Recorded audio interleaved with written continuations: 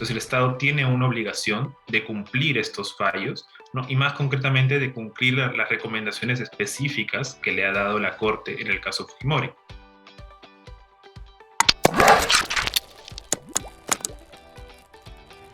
Hola a todos y todas nuestros oyentes de Enfoque de Derecho. Bienvenidos nuevamente a una entrevista.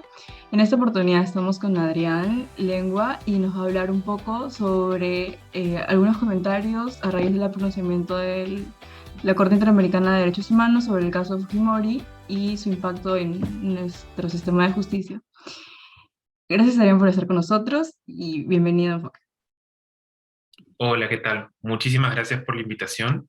Bueno, yo me presento, mi nombre, como dijiste, es Adrián. Yo soy abogado por la Universidad Católica. Actualmente trabajo en la Comisión Interamericana de Derechos Humanos y estoy terminando mi maestría en Derecho Internacional en la Universidad de Georgetown. De esta entrevista, las opiniones que voy a dar van a ser a título personal, con lo cual no vinculan en nada a la comisión. Es algo que me piden siempre realizar cuando haga este tipo de intervenciones. Entonces, teniendo esas cosas claras, pasamos a preguntarte algo bastante básico. ¿Qué es el Sistema Interamericano de Derechos Humanos y cuál es su relevancia para la región y para el Perú? Ujú. El Sistema Interamericano de Derechos Humanos como sistema de protección nace en este movimiento post-Segunda Guerra Mundial con la universalización de los derechos humanos al constatarse las tragedias generadas en la población producto de esta guerra. No es un sistema regional, como su nombre lo dice, básicamente aplicable al continente de América, y el objetivo principal es establecer determinados estándares mínimos de protección que permitan la protección de las personas. ¿No? Entre las temáticas más fuertes que trabaja el sistema interamericano es proteger a las poblaciones en mayor situación de vulnerabilidad, personas migrantes, pueblos indígenas, mujeres, personas LGTBI, ¿no? Evitar situaciones de impunidad, como es el caso de la entrevista bueno, el tema de la entrevista de hoy, y tutelar, digamos, otras garantías básicas. Ahí radica la gran importancia. Es un poco, el objeto de la comisión es establecer determinadas pautas mínimas que puedan cumplir todos los estados a fin de generar condiciones de equidad y de justicia en todos los países de América. Genial, gracias por tu respuesta. Y sobre el tema, ¿cuáles son las potestades de la Comisión y la Corte? ¿Acaso son lo mismo? ¿Es una instancia y luego de la otra? Ujú. Suelen confundirse a nivel periodístico ambas organizaciones, ¿no? Pero en realidad son dos organismos autónomos con reglamentos y bases normativas diferentes, regulados en los artículos 41 y 52 de la Convención Americana respectivamente, ¿no? Evidentemente, por razón a las funciones que manejan, suelen relacionarlos, pero en realidad tienen competencias específicas y diferentes, ¿no? Por un lado, el artículo 41 establece que la comisión es un órgano principalmente de monitoreo, ¿no? Y como órgano de monitoreo se encarga de poder realizar estudios temáticos y recomendaciones a los estados sobre distintas temáticas relativas a los derechos humanos consagrados en la Convención Americana y otros instrumentos aplicables del sistema interamericano, ¿no? Además de esa función de monitoreo, la comisión también tiene un sistema de peticiones y casos que es la que, digamos, la que inicia el proceso interamericano. La comisión es la que se encarga de recibir las denuncias, tramitarlas, ¿no? Y notificar al Estado sobre esta denuncia, velar por su derecho a la defensa, establecer un informe de admisibilidad o inadmisibilidad cuando no se cumplen las pautas procesales y eventualmente establecer un informe de fondo en el cual dé los hechos probados y establezca si el Estado es responsable internacionalmente o no por los hechos que se alegan vulnerados. Ese informe de fondo, ¿no? Luego puede ser o bien solamente publicado a efectos que la comisión monitoree su cumplimiento, o en aquellos casos donde el Estado, además de ser parte de la Convención Americana, ha aceptado la competencia de la Corte, la comisión puede enviarlo a este organismo a efectos de que emita una sentencia ya propiamente, ¿no? Además, la comisión puede establecer medidas cautelares, además como otro tipo de mecanismos. Por su parte, la Corte, ¿no? Tiene una actividad principalmente jurisdiccional. Como les dije, la comisión tiene una función de monitoreo. La Corte solamente tiene una función netamente jurisdiccional, que básicamente se encarga de la resolución de casos contenciosos, emisión de opiniones consultivas, seguimiento a las sentencias que ya ha realizado y emisión de medidas provisionales. Es ahí donde está la diferencia entre ambos órganos con respecto a las funciones, ¿no? Y la naturaleza de sus actividades. Y solo para tener claro, el Perú sí ha aceptado bueno, la capacidad contenciosa de la Corte. Sí, el Perú básicamente ha ratificado todos los instrumentos del sistema interamericano, ¿no? Entre ellos, además de ratificar la Convención Americana, ha aceptado que la Corte Interamericana pueda resolver aquellos asuntos que la Comisión o el Estado peruano envíen tras la emisión de un informe de fondo. Entonces, ¿es vinculante el pronunciamiento de la Corte con respecto a la sentencia del Tribunal Constitucional sobre el caso Fujimori? Sí, es vinculante. De hecho, en la audiencia que se celebró el día viernes, la propia representación del Estado ratificó, ¿no?, que conforme a la legislación interna y conforme, digamos, al derecho internacional, el Estado peruano se encuentra vinculado, ¿no?, por los pronunciamientos de la Corte Interamericana. Esto lo establece la propia Convención Americana y lo establece también la legislación interna. Entonces, el Estado tiene una obligación de cumplir estos fallos, ¿no?, y más concretamente de cumplir las recomendaciones específicas que le ha dado la Corte en el caso Fujimori, ¿no? Y eso es un nivel de, digamos, de vinculatoriedad más fuerte. El Estado en general tiene la obligación de cumplir su derecho interno con la jurisprudencia de la Corte Interamericana, es decir, aquellos estándares mínimos de protección, el Estado tiene que aplicarlos dentro de su jurisdicción interna. Pero además de esa obligación, digamos, primaria, ¿no?, de aplicar la jurisprudencia de la Corte, tiene una obligación mucho más concreta cuando el caso involucra al Estado peruano y donde hay recomendaciones específicas. Bien, en ese tipo de casos, ¿no?, el Estado tiene un deber mucho más fuerte, si quieren verlo así, de acatar las recomendaciones concretas que la Corte ha emitido en función de lo que en función del compromiso que asumió con la ratificación de la Convención Americana y que también está plasmado en la legislación interna.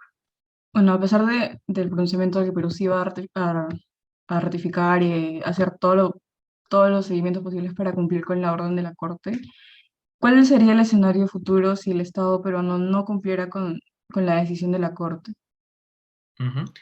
Uno de los grandes problemas que tiene el derecho internacional y que de hecho por eso se cuestiona mucho, ¿no?, es, a diferencia de la jurisdicción interna, donde los jueces pueden tener diversas medidas y efectos de poder lograr el acatamiento de sus fallos, ¿no?, además que tienen, digamos, a la policía y, en fin, a otros organismos que permiten darle fuerza a sus fallos.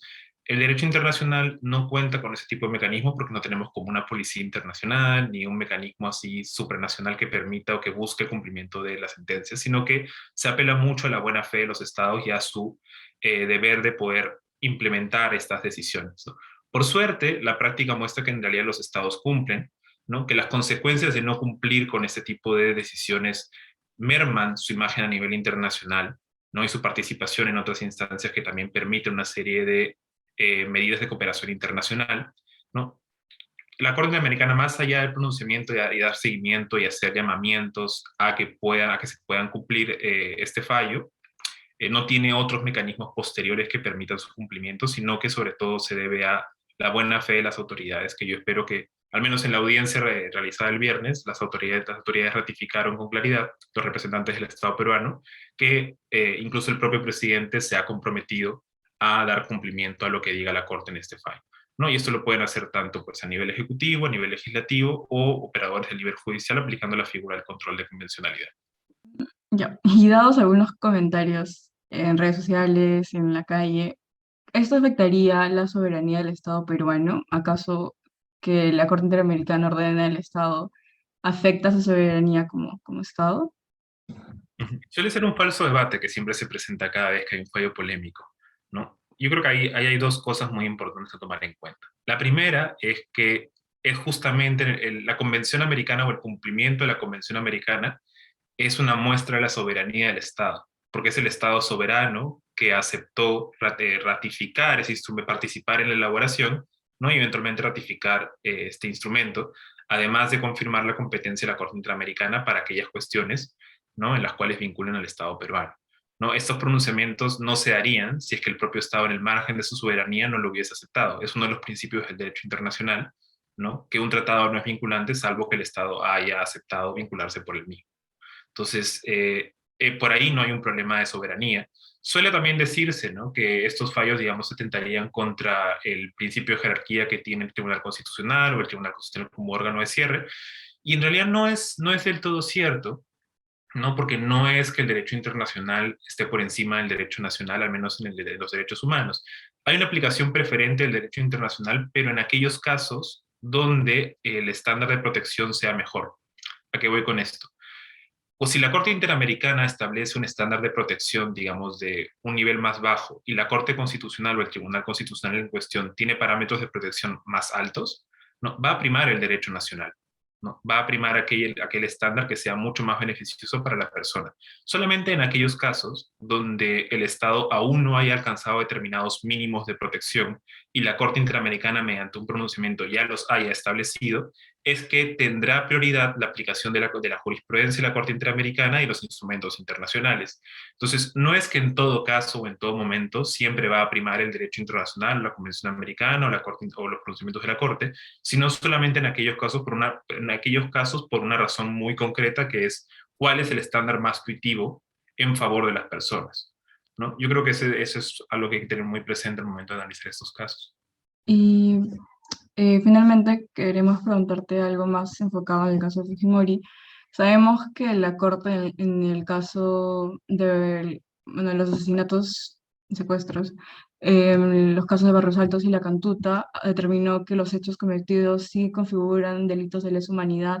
Sin embargo, en la sentencia emitida por el Poder Judicial para el caso Fujimori sobre los mismos casos, sentencian que lo condenan por asesinato y secuestro agravado. Entonces, más no mencionan que son delitos de lesa humanidad porque no lo tenemos tipificados nosotros en nuestro Código Penal.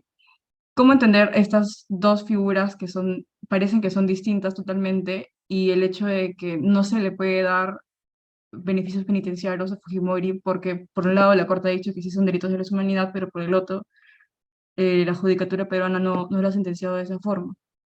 Ujú. Yo creo que ahí es cuestión de entender la naturaleza de los crímenes internacionales, ¿no? Y concretamente el crimen de lesa humanidad. Más que crímenes en sí mismos, como puede ser el homicidio, el secuestro, la desaparición forzada o la tortura, los crímenes internacionales, ¿no? Son más bien métodos, son determinadas cláusulas jurídicas que permiten combatir la macrocriminalidad, ¿no? Y determinadas formas de realizar delitos, ¿no? Si uno piensa en el delito de lesa humanidad, no es más bien una forma de realizar determinados delitos, no que debido a su gravedad, por tener la escala, la magnitud y el daño que generan en la población civil, se le aplican determinadas consecuencias jurídicas particulares, no a diferencia de otros. Si tomas en cuenta esta naturaleza de los crímenes de lesa humanidad, de que no son tipos en sí mismos, no es verdad que el fallo de Fujimori no lo condena propiamente en la parte resolutiva por crímenes de lesa humanidad, pero si uno lee las consideraciones y los fundamentos, no, claro, indica que la manera como se cometió el secuestro, el homicidio, ¿no? Y los delitos por los que se le finalmente condenaron, no constituyeron formas de ejercer un delito de lesa humanidad. Bien. Entonces, cuando la Corte emite un pronunciamiento, no es que califica los hechos como de lesa humanidad, sino que toma en cuenta, ¿no? La ratio de la sentencia, ¿no? Y el hecho de que la propia decisión estableció que condenó a Fujimori por determinados tipos, pero además al entenderlos, que los mismos constituyeron una forma de cometer delitos que particularmente fueron los de lesa humanidad, lo que constituye un crimen internacional, ¿no? Entonces, la Comisión y la Corte no es que hayan creado esto, sino que es el propio fallo que lo incorpora, pero hay que leerse toda, digamos, toda la decisión para poder entender la argumentación. Eh, a partir de esa premisa, la Comisión y la Corte ya desde hace varios años, y particularmente desde el caso Barrios Altos, han establecido un estándar que en caso de graves violaciones de derechos humanos, por graves violaciones entiéndase tortura, desaparición forzada, ejecución extrajudicial, hoy en día trata de personas, además de crímenes internacionales, ¿no?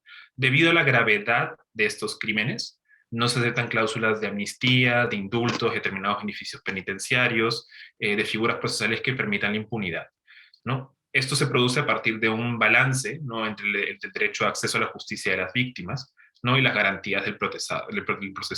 Y hay una jurisprudencia constante de muchísimos casos aplicados a toda la región, en la cual se ha esclarecido que efectivamente es posible limitar este tipo de beneficios penitenciarios o garantías debido a la magnitud del crimen, a la gravedad que tiene y el impacto que tiene sobre las víctimas.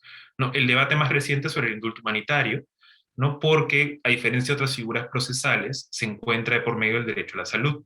De hecho, la Corte en su sentencia del 2019 o 18 sobre el caso Fujimori, cuando pues, se dio el primer indulto, bueno, el único indulto que se está ahorita debatiendo, no prohibió el indulto humanitario, sino que básicamente, entendiendo que pueden haber razones de salud o derecho a la vida e integridad del procesado, lo que estableció fue determinados requisitos, bien, que tienen que cumplirse. Básicamente que la persona reconozca los actos que cometió, que colabore con los procesos de verdad y justicia, que haya cumplido 2/3 de la pena, que haya pagado reparación civil, ¿no? Básicamente esos son los criterios. El gran debate que entonces existe en el caso Fujimori, ¿no? Es poder ver si cumple o no con estos requisitos, ¿no? En el debate procesal que se está dando ahorita en la audiencia de medidas provisionales. Eso. Gracias, Adrián, por estar con nosotros y a todos y todas nuestros oyentes les invitamos a seguirnos en todas nuestras redes sociales y por más contenido jurídico.